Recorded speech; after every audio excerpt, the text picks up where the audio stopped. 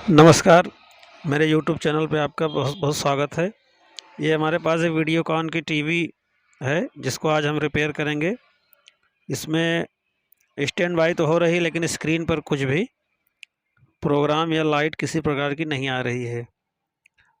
तो ना ही इसमें कोई रास्टर आ रहा है, ना कुछ इसमें लिखा हुआ आ रहा है और पूरी तरह से ये स्क्रीन ब्लैक आ रही है। और स्टैंड बाई हमारा रिलीज़ हो रहा है लेकिन स्क्रीन पर कुछ भी नहीं आ रहा है, जैसे कि हमने आपको दिखाया। फिर से हम इसको ऑफ़ करके फिर से ऑन करते हैं। देखिए हमारी एलईडी जल रही है और हम जैसे इसको स्टैंड बाई करते हैं हमारी एलईडी बुझ जाती है, लेकिन ये स्क्रीन पर कुछ भी लाइट, किसी प्रकार की लाइट नहीं आती है। तो इस फॉल्ट को हम आज रिपेयर करेंगे। और ये वीडियोकॉन की बहुत ही पुरानी मॉडल की टीवी है, जिसमें हम आपको दिखाते हैं कि ये किस तरह का फॉल्ट है। और इसमें फॉल्ट ये है कि इसकी ईएसटी नहीं बन रही है, और ईएसटी ना बनने के कारण स्क्रीन पर कुछ लाइट इसमें नहीं आ रही है। तो इसके लिए सबसे पहले हम सर्किट को निकालेंगे और निकालने के बाद इसमें सबसे पहले सप्लाई चेक करेंगे कि हमारी सप्लाई बराबर आ रही है या नहीं आ रही है। और ये कुछ अलग तरीके का ही फॉल्ट है, इसको हम आपको आज पूरा दिखाएंगे। तो जब तक हम फॉल्ट को वीडियो को शुरू करते हैं तब तक हमारे चैनल को सब्सक्राइब करें, लाइक करें, शेयर करें। वीडियो पसंद आए तो अपना कमेंट बॉक्स में अपना कमेंट ज़रूर लिखें। तो सर्किट को हमने सीधा करके रख लिया और ये देखिए हमारी एलईडी जल रही है। और हम इसको स्टैंड बाई यहाँ से करेंगे। तो जैसे हम इसको स्टैंड बाई करते हैं हमारा सेट तो ऑन हो जाता है, लेकिन ईएसटी हमारी नहीं बन रही है। तो इसी फॉल्ट को हम आज दूर करेंगे और आपको बताएंगे कि ये किस तरह से फॉल्ट दूर किया जा सकता है। तो जैसा कि आप देख पा रहे हैं ये हमारी 110 वोल्ट की सप्लाई है, जिसपे 130 वोल्ट सप्लाई आ रही है। और सप्लाई थोड़ा कुछ ज़्यादा है, ज़्यादा के कारण है ये हमारा मीटर जो है थोड़ा ख़राब हो चुका है और ये सप्लाई को ज़्यादा बताता है। ये हमारी वर्टिकल की सप्लाई है और ये हमारा रेगुलेटर है 12 वोल्ट। और ये साउंड सेक्शन के लिए सप्लाई हमारी दी गई है 16 वोल्ट, 15 वोल्ट, 16 वोल्ट की। तो ये हमारा एच आउटपुट है जिस पर भी सप्लाई बराबर आ रही है। और ये हमारी 180 वोल्ट है जिस पर वही 130 वोल्ट ही सप्लाई आ रही है और 180 वोल्ट नहीं मिल रही है।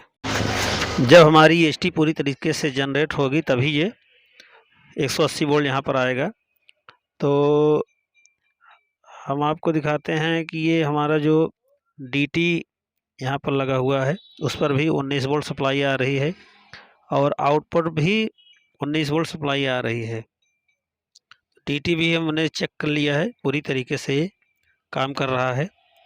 अब यहाँ पर हम देख लेते हैं कि हमारे ट्यूनर पर 5 वोल्ट सप्लाई आती है, वो भी आ रही है। 5 वोल्ट सप्लाई यहाँ बराबर है, जो कि स्टैंड बाय होने के लिए 5 वोल्ट मिलना ज़रूरी है। और ये हमारी जो ईफ्रॉम आईसी है, जिसको हम मेमोरी आईसी कहते हैं, उस पर भी हमारी सप्लाई बराबर आ रही है। और इसमें जो 5 वोल्ट और 8 वोल्ट की सप्लाई आती है हमारे वर्टिकल सेक्शन और हॉरिजॉन्टल सेक्शन के लिए, उसको भी हम चेक करेंगे। और यहाँ से हमको सारे फॉल्ट पावर सप्लाईज ये पूरी तरीके से काम कर रहे हैं और ये सेक्शन में कोई ख़राबी नहीं है। अब ये सेक्शन हमारे केवल एच आउटपुट में ही ये प्रॉब्लम हो सकता है, जिसके लिए हम चेक करेंगे कि हमारी जो आईसी से एच आउटपुट का सिग्नल आता है, जो पल्स आती है जिससे हमारी ईएसटी ऑन होती है, वो पल्स हमारी आ रही है कि नहीं, हम उसको भी चेक करेंगे। लेकिन उसके पहले हम आपको दिखा दें। देखिए हमारी सप्लाई जब स्टैंड बाई सेट नहीं होता है तो 60 वोल्ट के आसपास आती है, और जैसे ही सेट स्टैंड बाई होगा ये 110 वोल्ट या 130 वोल्ट सप्लाई हमारी बराबर आ जाएगी। देखिए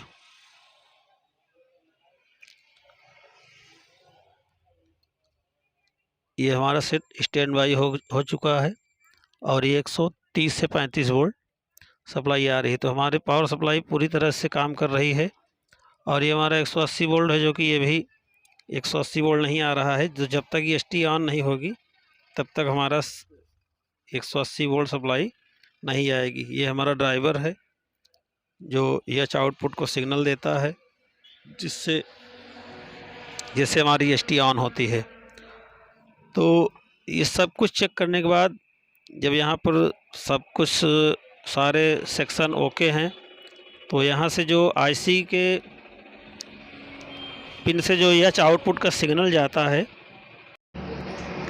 मेन प्रोसेसर IC के पिन नंबर 57 57 नंबर पिन, ऊपर से देखेंगे तो यहाँ से 57 नंबर पिन EH आउटपुट होती है, जो EH आउटपुट सिग्नल निकालती है, यहाँ से पल्स जाती है।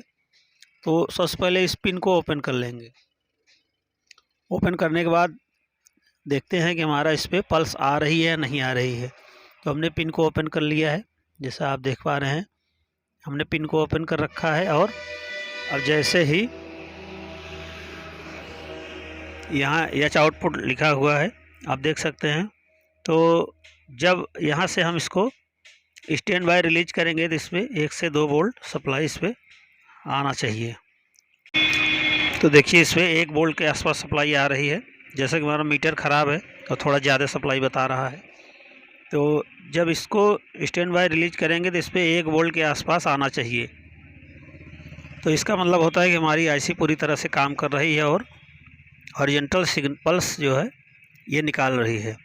तो हमारी IC भी सही है।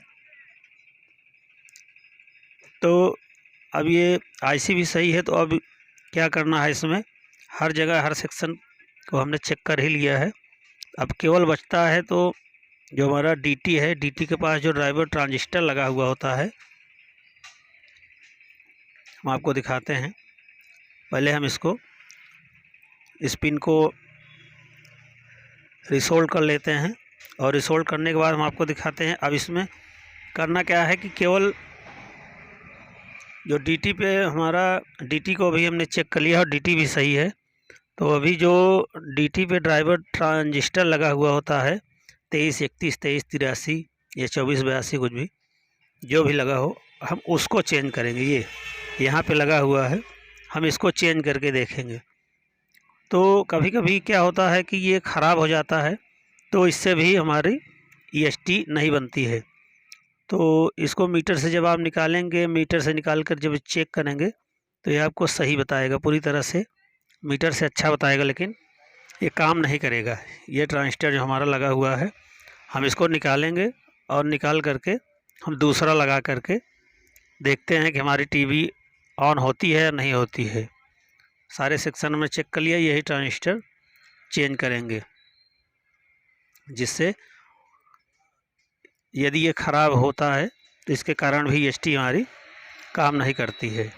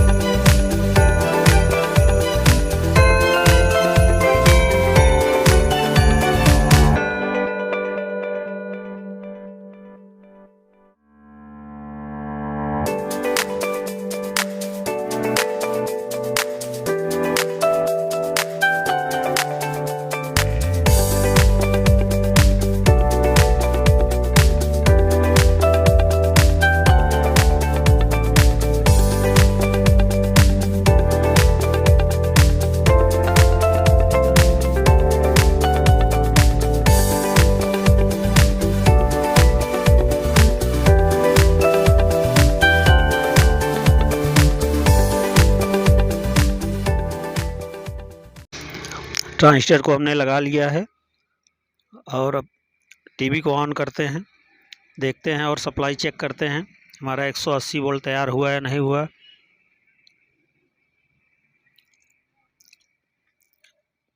ये हमारा 110 है। अब स्टैंड बाय रिलीज करते हैं। टीवी ऑन कर दिए हम। अब देखते हैं 180 वोल्ट आया नहीं आया। EST हमारी ऑन हो चुकी है और ये हमारा DT की सप्लाई है 19 वोल्ट और ये हमारा 180 वोल्ट जो कि आ गया है। EST हमारी ऑन हो चुकी है।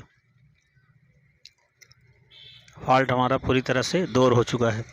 तो जैसे सब हर सेक्शन चेक करने के बाद भी यदि आपकी टीवी में इस तरह के फॉल्ट आए तो आपको DT वाला और DT चेक करना चाहिए और DT चेक करने के बाद से ड्राइवर ट्रांजिस्टर को चेंज कर देना चाहिए।